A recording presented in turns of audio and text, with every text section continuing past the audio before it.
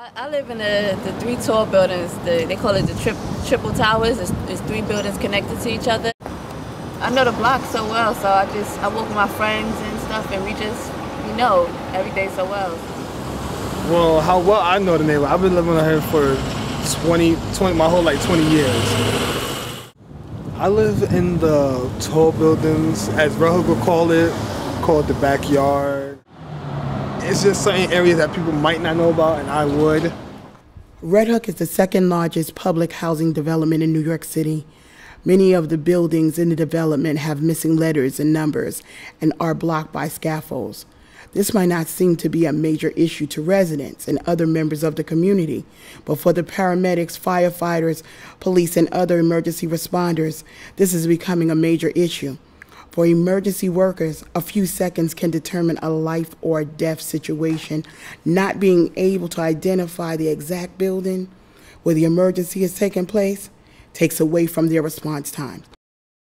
Now at night, once the sun goes down and the night lights come on, as you look towards the Trip Towers, 80 Dwight Street, 82 Dwight Street, and 135, all you see is glare, which makes it virtually impossible to see the addresses.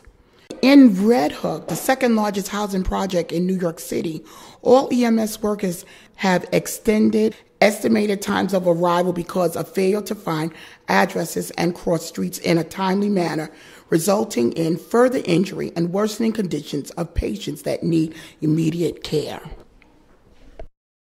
Well, I've been an emergency medical technician for 3 years.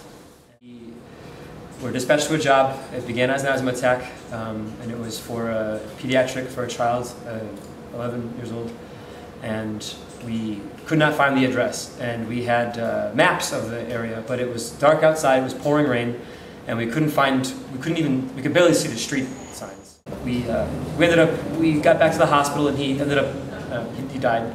The doctors pronounced, and it was about a week later, there was another child that died. And a week after that, another one that died. And I witnessed all three.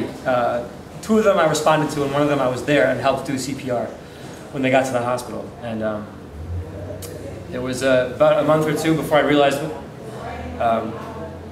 before I kind of thought beyond myself, it was definitely depressing. Didn't think about it, didn't talk about it, and it took about a couple of months, I think, to kind of get out of that funk before we realized that this is a social problem, which is that we cannot find addresses where we're going to. I mean, if you need to know the neighborhood, if you're like an emergency worker or a delivery person, I think before you come to the neighborhood or report to the neighborhood, you should really know your way around before, being on call to this neighborhood. And I know this area very well. Downtown Brooklyn, I can tell you almost where any address is.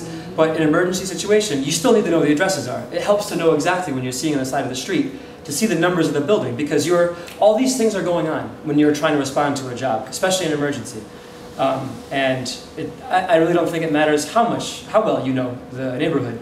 In an emergency, you need to have addresses to know where you're going. I've had a couple of events out here where I've invited people, and it was hard for them to find the address where I lived at, and I would have to come meet them at the train station or call them, and it's hard.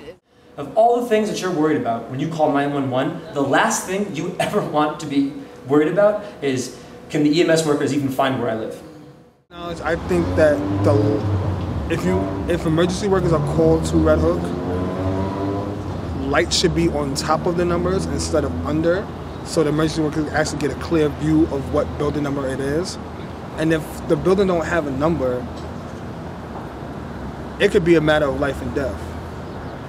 It's not just putting addresses in the community, it's breaking down whatever remaining barriers there are between the EMS workers, hospital workers, and the community they live in. We should be one. We are one. And if the community falters, so does the hospital. The hospital falters, so does the community. And I think that our arms are interlocked in reality. And it's just, I think the more that we see that, the brighter I think our future is going to be, both for the hospital and for the community.